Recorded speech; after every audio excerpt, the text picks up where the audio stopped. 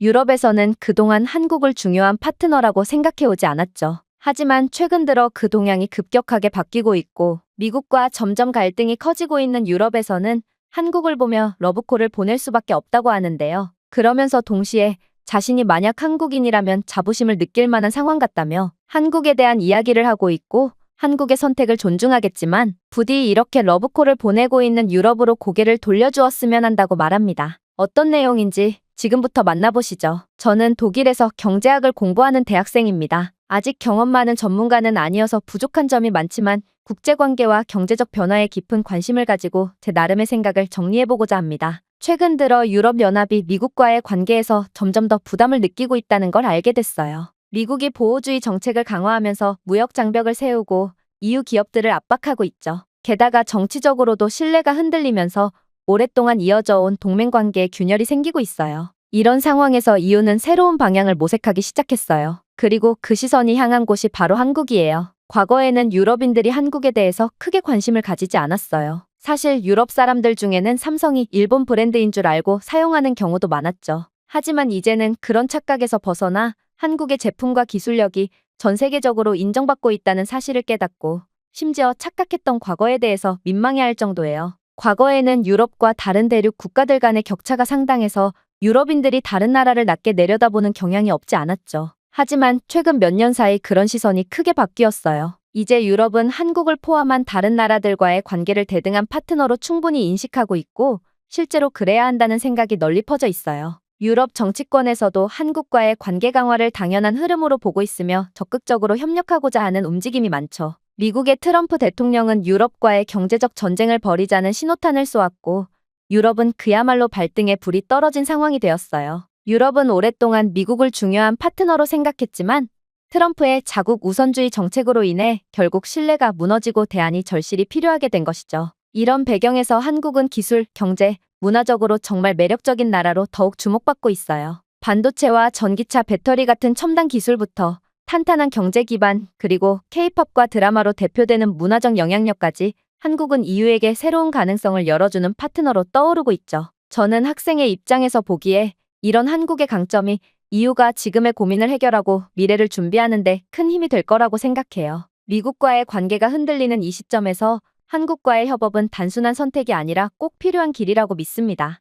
그래서 저는 제가 공부하며 느낀 점과 개인적인 견해를 바탕으로 왜 EU가 한국과 손을 잡아야 하는지 이야기해보려고 합니다. 아직 배울 게 많아 부족할 수도 있지만 한국과의 협력이 EU의 미래에 얼마나 중요한지 강조하고 싶어요. 이제부터 그 이유를 하나씩 풀어보려고 해요. 먼저 한국이 기술로 세계에서 얼마나 대단한지부터 시작해볼게요. 한국은 특히 반도체, 배터리, 전기차 산업에서 두각을 나타내고 있어요. 여러분 스마트폰이나 노트북을 켜보세요. 그 안에 들어있는 메모리 칩, 많이들 한국산이에요. 특히 삼성전자는 반도체 시장에서 세계 1위를 달리고 있죠. 우리가 매일 쓰는 전자기기들이 삼성 덕분에 더 빠르고 강력해진다고 생각하면 신기하지 않나요? 전기차의 심장이라고 할 수 있는 배터리 분야에서도 한국은 강자예요. LG 에너지솔루션은 전 세계 전기차 배터리 시장에서 리더로 꼽히고 있어요. 전기차가 멀리 가고 빨리 충전될 수 있는 건 한국 기술 덕분이 크죠. 이렇게 한국은 기술의 핵심 분야에서 세계를 이끌고 있어요. 이게 바로 EU가 한국을 눈여겨보는 이유 중 하나예요. 이제 EU 이야기를 해볼게요. EU는 기후 변화에 진지하게 대응하고 있어요. 지구를 살리기 위해 전기차와 재생에너지에 큰 돈을 투자하고 있죠. 여기서 한국 기술이 큰 역할을 하고 있어요. 예를 들어 독일의 유명한 자동차 회사들, 그러니까 BMW나 폭스바겐 같은 곳들이 한국에서 배터리를 공급받고 있어요. 한국 배터리가 들어가니까 전기차 성능이 더 좋아지고 EU의 친환경 목표도 더 빨리 달성할 수 있는 거죠. 또 한국의 태양광과 풍력 기술도 유럽 시장에 들어가고 있어요. 바람과 햇빛으로 전기를 만드는데 한국 기술이 점점 더 쓰이고 있다는 뜻이에요. EU가 지구를 살리자고 외칠 때 한국이 도와주겠다며 손을 내민 셈이죠. 이런 협력 덕분에 한국은 EU의 든든한 파트너가 되고 있어요. 기술로 환경까지 지킬 수 있다니 멋지지 않나요? 그럼 이제 한국이 왜 EU에게 믿음직한 파트너인지 경제적인 면에서 살펴볼게요. 한국은 GDP 기준으로 세계 10위권 안에 드는 나라예요. 특히 수출 중심의 튼튼한 경제를 가지고 있죠. 반도체, 자동차, 배터리 같은 것들을 세계 곳곳에 팔면서 안정적으로 성장하고 있어요. 그리고 2011년부터 시작된 EU와 한국 FTA 자유무역 협정 덕분에 양쪽의 무역이 쑥쑥 늘고 있어요. 한국은 자동차와 전자제품을 유럽에 보내고 유럽은 와인이나 명품을 한국에 보내는 식으로 서로 윈윈하고 있죠. 무역량이 커질수록 신뢰도 더 쌓이는 거예요. 특히 요즘 미국과의 관계가 좀 불안정한 유럽 입장에서 한국은 새로운 기회를 주는 소중한 동반자예요. 한국의 안정성과 기술력이 합쳐지면 유럽과 함께 더 큰 미래를 그릴 수 있죠. 2022년 기준으로 한국의 GDP는 약 1.8조 달러에 달하며 이는 독일 4.1조 달러, 프랑스 2.8조 달러 같은 유럽 강국들과 비교해서 약간은 작지만 결코 무시할 수 없는 규모죠. 최근 미국이 보호주의 정책을 강화하며 EU와의 관계가 흔들리고 있어요. 미국이 자국 전기차 산업을 지원하면서 유럽산 자동차와 배터리는 경쟁에서 밀려나는 상황이 됐죠. 정치적으로도 트럼프 정책에 대한 불확실성이 EU를 압박하고 있어요. 이런 상황에서 EU는 미국에 대한 의존도를 줄이고 한국 같은 강력한 파트너와 손잡아야 할 필요성을 절감하고 있어요. 한국은 미국과 EU라는 두 패권 사이에서 중립적이면서도 강력한 입지를 가지고 있어요. EU는 한국의 기술력과 경제력을 활용해 독자적인 공급망을 구축할 수 있죠.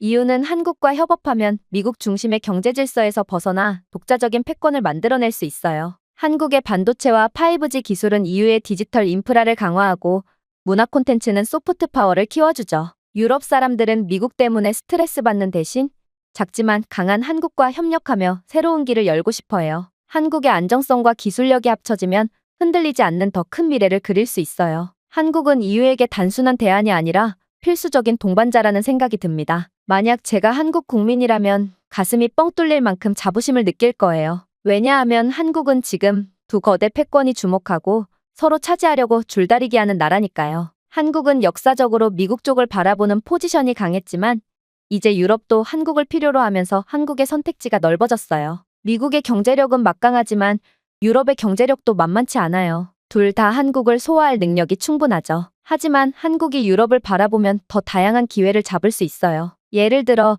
유럽은 세계 최대 단일 시장, 인구 5억 명이라서 한국 제품의 수출 잠재력이 엄청나기도 하고요. 오래전부터 삼성 갤럭시, 현대차, LGTV 같은 한국 제품은 유럽에서 사랑받아 왔어요. 한국 차량의 유럽 판매량은 70만 대를 돌파했고 삼성전자는 유럽 스마트폰 시장 점유율 1위를 지켰죠. 한국은 작은 나라지만 기술과 경제로 세계를 움직이는 강국이에요. 한국 국민이라면 이런 위치에서 자부심을 느끼지 않을 수 없죠. 두 패권국이 한국을 필요로 한다는 건 한국이 그만큼 대단하다는 증거니까요. 한국과 EU의 협력은 단순한 거래가 아니라 상호 이익과 자주성을 키우는 동맹이에요. 한국은 EU에게 기술과 문화를 제공하고 EU는 한국에게 글로벌 무대와 안정성을 선사하죠. 제 생각에 한국이 가만히 있으면 미국의 변덕에 손해를 볼 수도 있지만 EU는 한국에게 좋은 기회를 줄 준비가 돼 있어요. 물론 EU도 한국의 기술력과 안정성이 절실하죠. 이런 기대감을 안고 저는 실제로 한국을 방문하게 되었어요. 직접 경험해본 한국은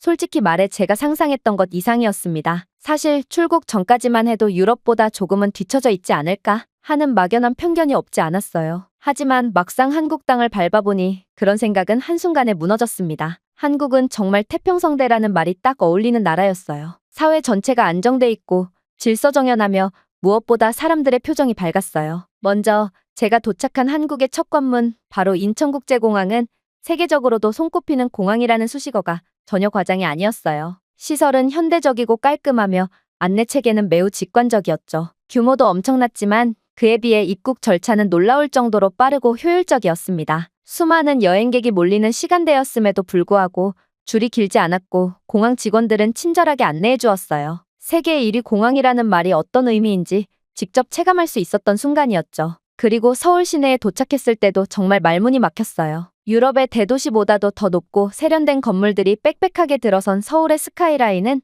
마치 영화에서 보던 미래 도시를 보는 것 같았어요. 독일에서도 대도시를 많이 봐왔지만 서울은 완전히 다른 분위기를 가지고 있더군요. 특히 제가 인상 깊게 본 것은 도시의 밀도와 동시에 쾌적함이 공존한다는 점이었어요. 이런 균형은 도시 계획이 잘 돼 있지 않으면 불가능한데 한국은 그런 면에서도 정말 앞서 있다고 느꼈어요. 건물 외관의 디자인부터 교통체계, 거리의 청결함까지 그 모든 게 하나로 어우러져 정돈된 미래도시라는 인상을 주었습니다. 그리고 제가 한국에서 며칠을 보내며 가장 강하게 느꼈던 건 한국이 유럽의 리더 국가들과 정말 닮아 있다는 점이었어요. 독일, 프랑스, 이탈리아처럼 글로벌 무대에서 중심을 잡고 있는 강대국들처럼 한국도 이제 단순히 아시아의 선진국이 아니라 세계 중심을 이끌어가는 국가라는 인상을 강하게 받았어요. 특히 경제력과 삶의 질 두 가지 기준에서 한국은 더 이상 비교의 대상이 아니라 그 자체로 하나의 기준이 될 수 있는 나라라는 생각이 들었습니다. GDP와 수출 규모, 기술 수준을 넘어 도시의 청결함, 교통 인프라, 복지 시스템, 안전, 그리고 사람들이 일상 속에서 누리는 생활의 질까지 제가 평소 자부심을 느껴오던 독일의 여러 요소들이 한국에서도 완벽하게 구현되고 있었고, 심지어 어떤 부분에서는 독일보다 앞서 있다는 느낌을 지울 수 없었어요. 그러던 중 문득 얼마 전 보았던 한 통계가 떠올랐습니다. 최근 동유럽 여성들이 서유럽으로의 결혼 이민보다 한국을 선택하는 비율이 눈에 띄게 높아지고 있다는 조사였어요. 그땐 솔직히 좀 놀랍기도 했고 의아한 생각이 들었지만 막상 한국의 삶을 눈으로 보고 그 일상을 직접 체험하니 그들의 선택이 너무나도 이해됐어요. 왜냐하면 한국은 단순히 잘 사는 나라를 넘어서 살고 싶은 나라였기 때문이에요. 무엇보다 인상 깊었던 건 한국의 도시가 24시간 쉼없이 살아있다는 점이었어요. 서울의 밤은 제가 지금까지 겪어온 유럽의 도시들과는 전혀 다른 풍경을 보여줬습니다. 보통 유럽에서는 해가 지면 거리가 점점 조용해지고 늦은 시간에는 위험하다는 인식이 깔려 있어 활동 반경이 자연스레 줄어들죠. 특히 여성들의 경우 밤늦게 혼자 돌아다니는 건 위험 요소로 인식되는 게 일반적이에요. 하지만 한국에서는 분위기가 완전히 달랐어요. 새벽 2시, 3시가 넘어도 길거리에는 사람들이 있었고 카페에서는 여전히 공부하는 대학생들이 있었으며 편의점 앞 벤치에서는 친구들끼리 담소를 나누고 있었어요. 심지어 혼자 여행 중인 여성들도 안전하게 야경을 즐기며 거리를 걷는 모습이 자연스럽게 보였습니다. 이런 모습은 제가 정말 충격에 가까울 만큼 놀랐던 부분이에요. 밤은 범죄가 활동하는 시간이 아니라 시민들이 하루를 즐기는 또 하나의 시간이라는 인식이 사회 전반에 녹아있다는 사실이 너무 인상 깊었어요. 그리고 그 중심에는 도시의 치안과 시민의식 그리고 신뢰 기반의 사회 구조가 있겠죠. 경찰이 곳곳에 있었지만 눈에 띄게 과잉 배치된 느낌은 없었고 대신 시민들 스스로가 만든 평화로운 분위기가 도시 전체에 깔려 있었어요. 이런 도시 분위기, 이런 야간 문화, 이런 안전하고 생기 있는 삶이 선진국이라는 단어에 어울리는 진짜 모습이 아닐까 생각하게 되었죠. 한국에서의 짧은 체류 동안 또 하나 깊은 인상을 남긴 건 시민들의 배려심과 질서의식이었습니다. 서울이라는 대도시는 규모도 크고 인구도 많지만 거리에는 혼란이나 소란이 거의 없었어요. 지하철역에서는 줄을 서는 것이 당연했고 엘리베이터나 에스컬레이터에서도 자연스럽게 비켜주는 문화가 자리 잡고 있었어요. 사람들 대부분이 공공장소에서 큰 소리를 내지 않고 도심 한복판에서도 조용한 질서감이 흐르고 있었습니다. 특히 감동했던 건 길거리에서 혼자 지도를 보며 서성일 때 누가 시키지 않아도 먼저 다가와 도와주는 이들이 있었다는 점이에요. 그들의 배려는 보여주기 위한 친절이 아니라 자연스러운 생활의 일부처럼 느껴졌습니다. 심지어 바쁜 걸음 속에서도 어르신이나 아이를 위한 배려는 곳곳에서 쉽게 볼 수 있었고요. 이런 모습은 독일에서조차 보기 쉽지 않은 공동체를 의식하는 시민정신이라는 생각이 들었습니다. 그리고 기술적인 측면에서도 달랐죠. 한국은 디지털화의 수준이 정말 놀라웠어요. 공항에서부터 시내까지 이어지는 교통 시스템은 완전히 디지털 기반으로 작동하고 있었고 지하철 노선도 실시간 버스 위치 정보, 모바일 결제 시스템 등 모든 것이 스마트폰 하나면 해결되는 사회라는 것을 직접 체험할 수 있었어요. 독일도 디지털로의 전환을 강조하고 있지만 공공서비스에서 여전히 종이 문서와 수동 절차가 많이 남아있죠. 반면 한국에서는 카드 없이도,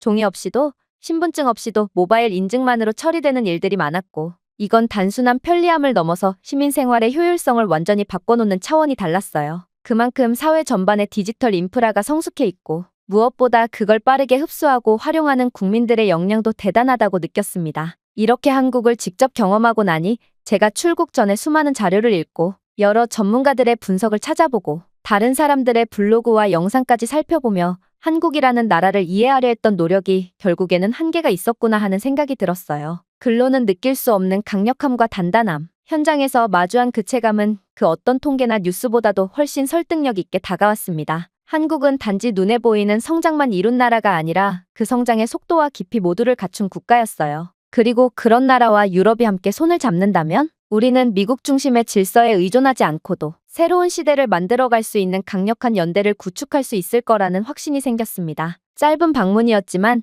저는 한국에서 새로운 미래의 가능성을 봤어요. 이제는 한국이 더 이상 알아가야 할 나라가 아니라 진심으로 함께하고 싶은 파트너로 느껴지기 시작했습니다. 이제는 선택권이 한국의 손 안에 있는 시대가 된 것 같아요. 과거에는 많은 나라들이 한국에게 우리를 선택해달라는 마음보다는 우리를 따라오라는 태도를 보이곤 했죠. 하지만 지금은 정반대입니다. 이제는 우리가 한국을 붙잡아야 하는 상황이 된 겁니다. 솔직히 말씀드리자면 미국조차도 한국에게만큼은 함부로 대하지 못하는 모습을 보이고 있어요. 과거엔 늘 일방적인 요구를 해왔던 미국이 지금은 한국과의 협력을 위해 전례 없이 유화적인 태도를 취하고 있다는 게 인상적이었어요. 이는 곧 한국의 위치가 얼마나 높아졌는지를 반증하는 장면이기도 하죠. 이제는 우리 유럽도 한국을 단순히 기술 문화 강국으로만 볼 것이 아니라 진지한 외교 파트너 그리고 가치 동맹국으로 마주해야 할 때입니다. 제가 바라는 건 단 하나, 한국이 유럽이 가진 장점을 진심으로 이해하고 우리와 함께 자유와 협력, 민주주의와 기술 중심의 연대를 강화하는 선택을 해주기를 바라는 겁니다. 이제 남은 건 한국의 결정이에요. 그 어떤 강요도 할 수 없고 또 하지 않아야 하죠. 다만